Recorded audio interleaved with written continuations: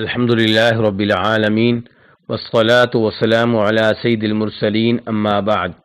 ایک بھائی سوال کرتے ہیں کہ کیا قربانی کا گوشت یا صدقے کا مال کسی غیر مسلم کو دے سکتے ہیں؟ تو گزارش یہ ہے کہ قربانی کا گوشت کسی غیر مسلم کو دے سکتے ہیں، اس میں کوئی حرج نہیں ہے۔ شرط یہ ہے کہ وہ کوئی ایسا غیر مسلم نہ ہو جو مسلمانوں کے خلاف باقاعدہ طور پہ لڑ رہا ہو، اور ایسے صدقے کا مال کافروں کو دیا جا سکتا ہے۔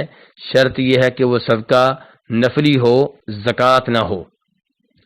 اللہ رب العزت ارشاد فرماتے ہیں لا ینہاکم اللہ عن الذین لم یقاتلوکم فی الدین ولم یخرجوکم من دیارکم ان تبروہم، کہ اللہ رب العزت تمہیں ان کے ساتھ نیکی کرنے سے نہیں روکتے جو تم سے لڑ نہیں رہے اور جنہوں نے تمہیں تمہارے ملک سے، تمہارے وطن سے، تمہارے شہر سے نکالنے کا جرم نہیں کیا۔ تو اس سے پتہ چلا کہ ایسے کافر جو مسلمانوں سے لڑائی نہ کر رہے ہوں، ان سے نیکی کرنا، ان سے اچھا سلوک کرنا، انہیں کوئی چیز دینا، اس میں کوئی حرج نہیں ہے۔ اور امام مسلم رحمہ اللہ روایت کرتے ہیں جناب اسماء بنت ابی بکر رضی اللہ تعالی عنہما سے کہ جب مکہ کے کافروں اور مسلمانوں کے مابین صلح تھی اور اس سلسلے میں ایک معاہدہ تھا، تب جناب اسماء کی والدہ مدینہ آئیں اور وہ حالت کفر میں تھیں۔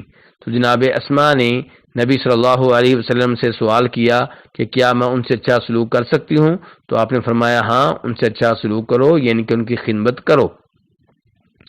ایسے امام احمد رحمہ اللہ روایت کرتے ہیں کہ جناب عائشہ رضی اللہ عنہ کے پاس ایک یہودی عورت آئی اور ان سے سوال کیا تو جناب عائشہ نے اسے کچھ نہ کچھ دیا۔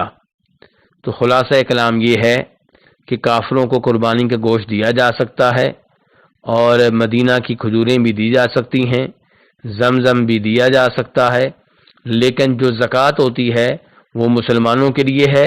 ہاں، زکوٰۃ ایسے کافر کو دی جا سکتی ہے جو مسلمان ہونا چاہ رہا ہو، جس کے مسلمان ہونے کی امید ہو۔